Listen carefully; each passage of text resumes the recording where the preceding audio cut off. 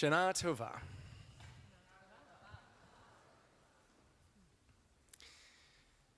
You are here.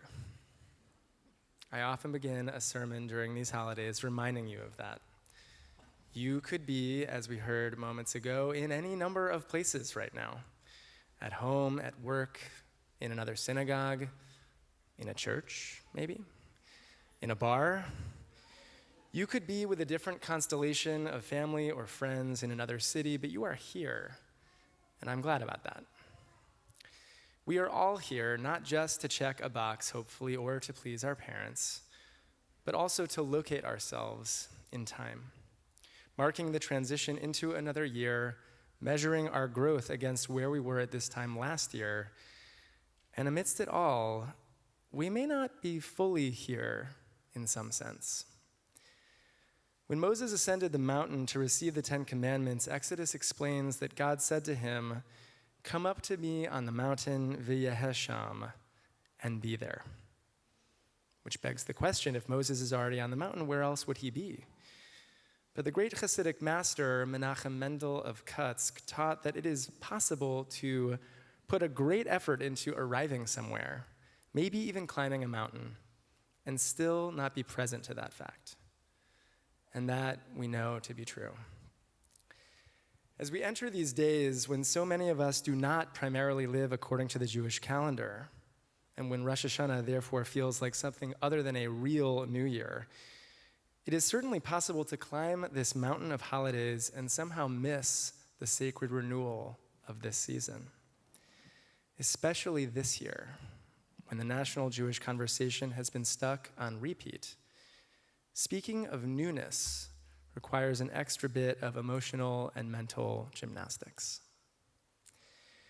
Sitting in this Jewish space right now, my suspicion is that some of you find yourselves dissociating a little bit. Here we are, as we were last year, when we thought that the war in Gaza couldn't possibly continue through another set of holidays. Resisting the impulse to become numb to the daily atrocities of Palestinian life in Gaza and the plight of Israelis still held hostage. Here we are, with the past year's communal and ideological fissures all the more entrenched, anxiously curious, perhaps, if the Jew sitting next to us shares our politics. And here we are, one push notification away from some shocking headline closer to home, or another executive action that what we will call unprecedented. Given that context, it is no easy thing to believe that the new year will actually feel new, or that it will be sweeter than the last. And I can't convince you that it will be. But today, as we try to locate ourselves in time on this Rosh Hashanah, I want to also try to locate ourselves within a Jewish and American history that is much more expansive than just the past year. Because if we're to grapple with the intensity of these days and this year of years, grounding us in where we are feels like the best place to start. On the cover of your programs, you'll see the word ayeka, the biblical Hebrew word meaning, "Where are you?" Because over the past year, it's been especially challenging to find ourselves as Jews who can hardly recognize the condition of today's Jewish world. Ayeka is the first question our tradition posed. In Genesis 3, at the very beginning, after Adam and Eve followed the snake to eat the fruit in the Garden of Eden, after becoming lost, God called out, "Where are you?" In that question, the 20th century Rabbi Rav Kook understood the foundational question of tshuva, of sin and return. The sin of Adam, he says, was that he became estranged from himself, that he yielded to the snake's opinion and lost himself. He failed to answer a clear response to the question of ayeka, "Where are you?" because he didn't recognize his own soul, because the real sense of self was lost to him. I reflected on that same idea last Rosh Hashanah about our loss of Jewish selfhood, and I ask us here 1 year later, where are we now as American Jews? Grasping for an answer, I turn as always to this very building where we literally are right now, a space that has helped Jews find themselves over the span of the last century, a space about which you've now heard me speak for 4 years in a row, because as you know, I am obsessed with it. On the ceiling above us, though it's really hard to tell from where you're sitting, are painted panels depicting the various places where Jews have found themselves and where they attempted to find God. On the 2 longitudinal beams, although again, really hard to tell from where you're sitting, the original murals from 1926 depict the Mishkan in the wilderness, the first temple of Solomon, the second temple rebuilt by Hezekiah and expanded by Herod. From there, you can actually see the old European synagogues, also now destroyed, of Berlin, Amsterdam, London, and Frankfurt. You can see the old Temple Bethel on the Upper East Side, destroyed in that case to make way for an apartment building. And finally, you can see a rendering of this building, the Union Temple House, and the sanctuary next door, which was never built. The Jews who founded this place were trying to locate themselves in the sweep of history, and they really believed in their power to do so, which you can tell from the chutzpah it takes to paint on the ceiling a building they hadn't yet built, so sure of themselves that they were here to stay. In a 1926 interview, Rabbi Louis Gross, who became the founding rabbi of the newly merged Union Temple, explained that the premise of this brand new Union Temple House was, in his words, to revere the oldest traditions of our people and of religion, and at the same time to cope with the conditions of modern Jewish life in America. Hence, the past, present, and future represented above us. In the heady days of the 1920s, the Jews of Union Temple really believed that that's what they were doing, finding the perfect balance of Jewishness and Americanness.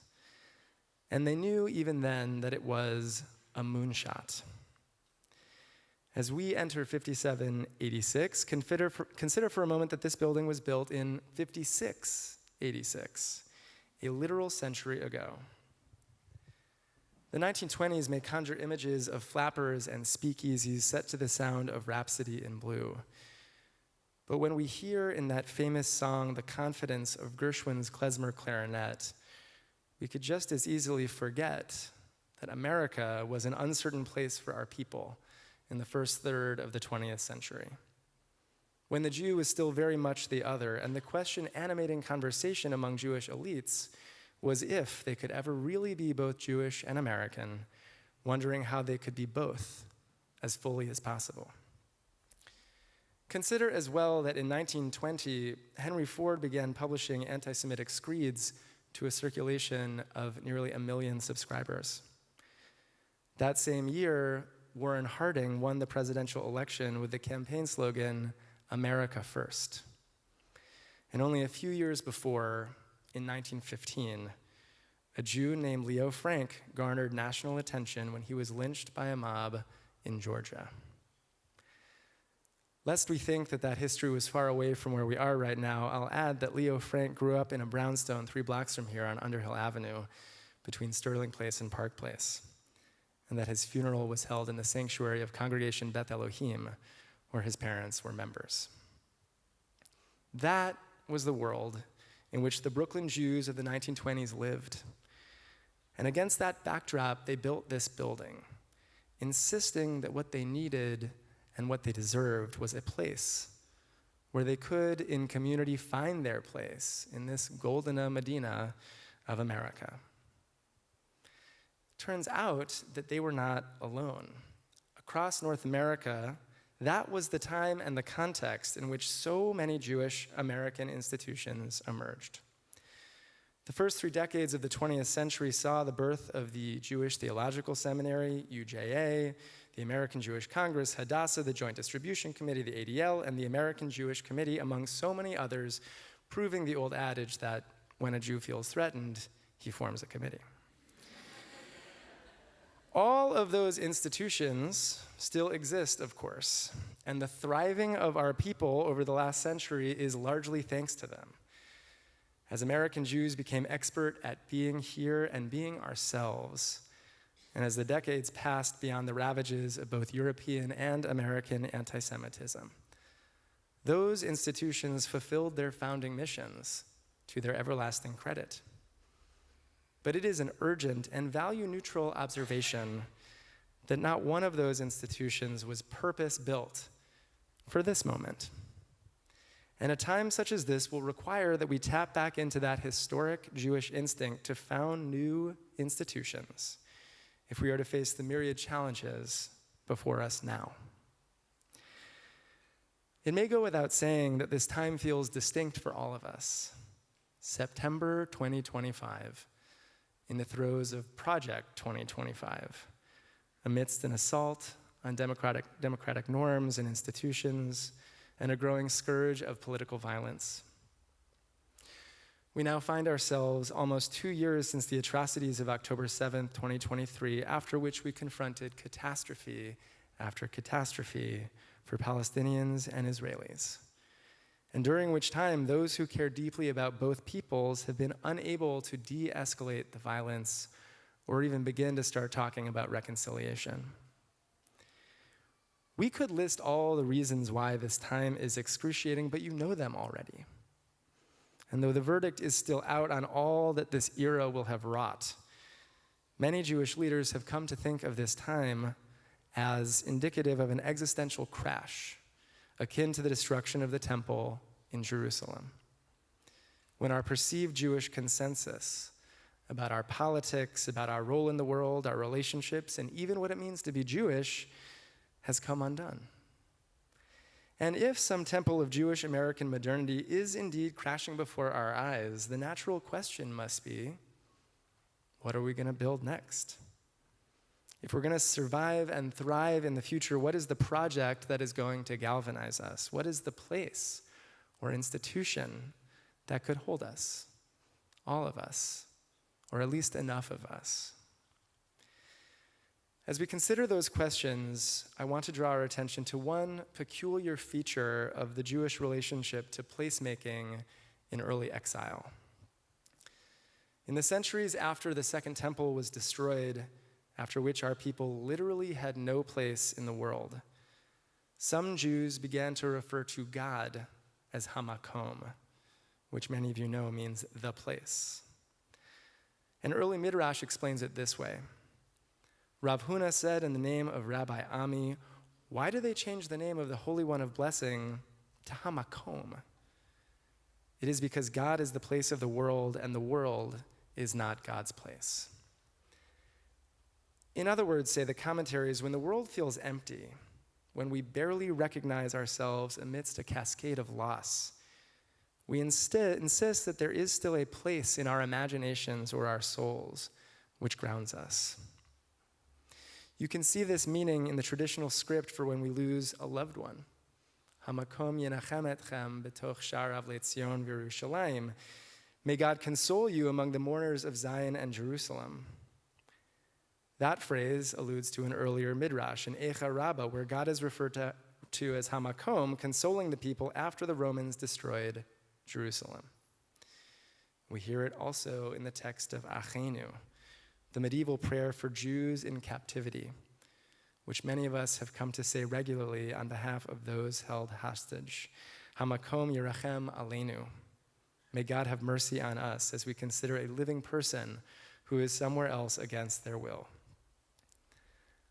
Again and again, when there is a hole in our lives or a lack in the world, our tradition insists that there is a conceptual place we can make real. A place of comfort, a place of hope, a place of meeting, and a place of meaning. Over the millennia, across the world, Jews have built lots of places, some elegant, some garish, some with swimming pools on the 7th floor, some with walls that collapse to fit the crowds on days like today. But the places we have built, the institutions we have built, self-consciously as Jews, religious or secular, have followed that same pattern of what we once sought in the name of God as Hamakom, a place of comfort, hope, meeting, and meaning in the face of loss and confusion. It is now our time to build new institutions and to hold them to precisely that standard. Institutions formed from the ties that bind us together as human beings who are able to feel loss and confusion, recognizing the humanity that we share, and from there insisting on building a world of wholeness together. Somehow in 2025, what I just said is actually countercultural. We live in a fragmented society that does not generally prioritize relationships, especially not with people who are unlike us in any given way. We're stuck behind screens, of course, and we've retreated into familiar corners and algorithms and echo chambers. And all the more so, we've allowed our schools, our movements, our unions, and our synagogues to languish without people or funds to sustain them. It's those institutions that form the bedrock of not only Jewish community, but also democracy. That's an easy platitude to just say, so I want to return to that idea and really expand on it. Both Jewish communal life and democracy depend on institutions, because it's in those institutions where we find the ties that bind us together. Rabbi Mordechai Kaplan, the founder of Reconstructionism, understood this a century ago. Addressing the rising tide of authoritarianism in the 1930s, he saw a lack of institutions as an entryway to fascism. He wrote that autocratic rulers know they can gain control of the masses by instilling in them hate and fears of some common enemy. For their purposes, mankind must be treated as broken up into classes or nations or tribes that are engaged in a mutual life and death struggle. By contrast, institutions like schools or shuls, when they are well crafted, draw a broad array of people from across lines of difference. Rabbi Manny Goldsmith, another Reconstructionist thinker, put it this way: the idea underlying democracy is that the interests uniting human beings, if they become truly aware of those interests, are strong enough to ward off the divisive influence of people's differences. The crucial problem of freedom is to how to guard our individuality and the capacity to think for ourselves and yet cooperate with those whose backgrounds, upbringings, and outlooks are different from our own. This, Kaplan said, is an art that people are slow to learn. And institutions are what help people hone that art form.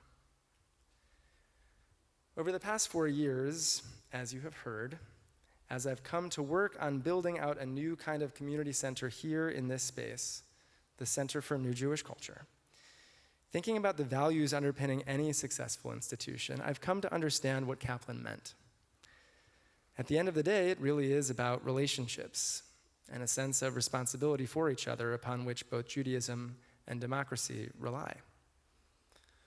Part of me wants to tell you simply that when the center is up and running, that the program will tickle your senses, that you'll find Chaim performing on this stage, and a comedy show upstairs, and Yiddish and pottery classes upstairs, where you can do yoga, Torah yoga, where you can swim upstairs. Yes, and where you can educate your children. All of that is what you should expect in this space at some point in the next 1 to 14 years. And that matters. It matters that all of that happens. But what matters much more genuinely is whether or not this space becomes a place in which we can find ourselves, find others, and together build lives of purpose.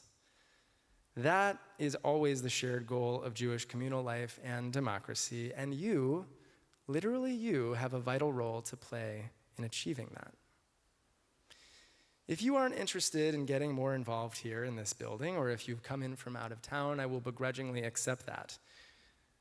But please take note on this Rosh Hashanah that both the future of American Jews and that of American democracy are bound together not only because we are safest in a participatory democracy, but also because both democracy and Judaism require a communal muscle that we have got to get better at flexing. It probably doesn't surprise you that the rabbi is telling you on Rosh Hashanah to get more involved in Jewish communal life. That's always my agenda. But as we move into this next Jewish year, getting involved is actually more urgent than it might otherwise be. Because when the world feels as unmoored as it does right now, following the example of our forebears, we are best served when we plant ourselves somewhere committing to be fully present for ourselves and for other people. In tomorrow morning's Torah reading, God will call out to Abraham and he will offer the famous reply, Hineni, here I am. Never mind the painful second act of that portion. In saying those words, Abraham declares that he's ready to fulfill his role in his people's history.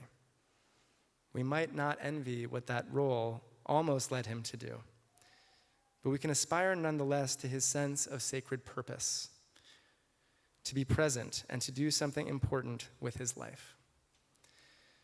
For us, friends, if we're going to say Hineni in the next year with any integrity, and I hope we will first have to pass through the question of Ayaka.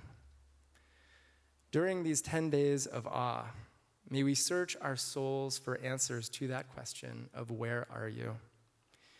May we commit to locating ourselves in the grand scheme of our people's history, creating and tending to real connections. And wherever we find ourselves to be in the coming year, may we be there fully. Shana Tova.